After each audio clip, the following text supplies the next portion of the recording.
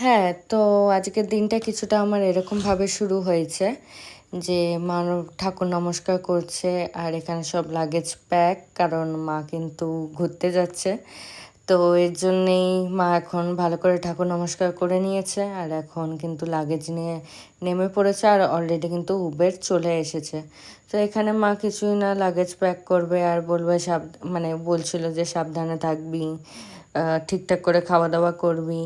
আর এখানে luggage pack করা কিন্তু হয়ে গেছে আর এটা হচ্ছে গুড বাই কিসি, কিসি দিয়ে কিন্তু চলে গেল। মা এখন উঠে যাচ্ছে আর তোমাদের সবাইকেও টাটা করে দিচ্ছে।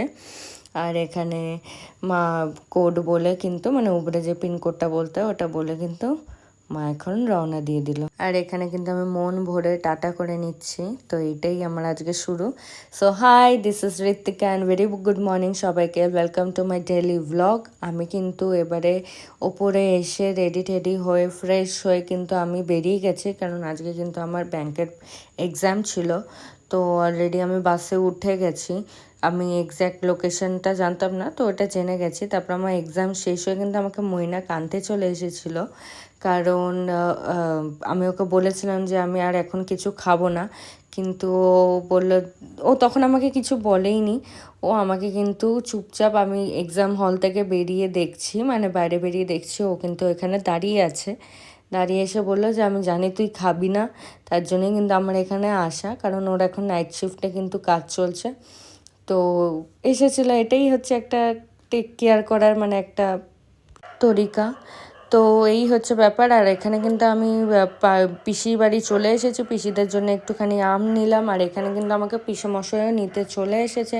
পিসেমশাই বোনকে নিয়ে পড়াতে যাচ্ছিলো, তো বোনকে পড়ায় ছেড়ে কিন্তু আমাকে নিয়ে এখন আমি পিসির বাড়িই যাচ্ছি।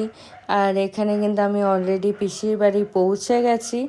এখানে এখন যাব, গিয়ে পিসির সাথে দেখা করব। পিসির সাথে দেখা করে আমি একটু এখন পিসির সাথে দোকানে আছি। আর এখানে দেখো আমার পিসি বলছে আমি কোনো মেকআপ টেকআপ করে নিই, তো আমাকে নিস না এখন, আমি মেকআপ করে থাকলে তখন নিস। আমিও তো নর্মালি আছি। তো যাই হোক, এরকম খুনসুটি করে আমরা কিন্তু এখানে দুধ কিনতে গেছিলাম। দুধ কিনে এসে বললাম, আমি আর আমার পিসামশাইয়ের জন্য কফি করছিলাম।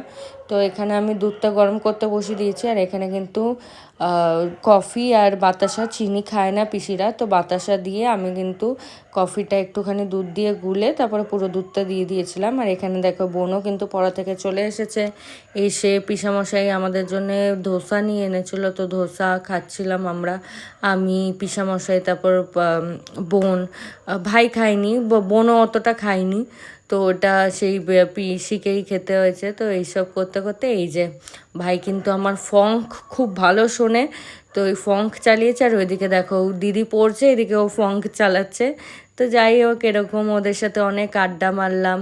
আর আমি কিন্তু কালকে একটু তাড়াতাড়ি ডিনারটা করে নিয়েছিলাম, করে নিয়ে এখানে আমি এখন হেয়ারটা মানে কম করে কিন্তু আমি এখন বিনুনি করে নিচ্ছি।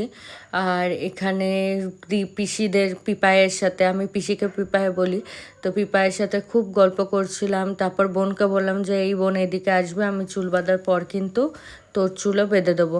তখন বললো ও হ্যাঁ ঠিক আছে, কোনো অসুবিধা নেই, ও তো খুশিই হয়। তো এখানে আমার চুল অলমোস্ট বাঁধা হয়ে গেছে। আর এখানে কিন্তু আমি বোনের চুলও বেঁধে দিচ্ছি এখন।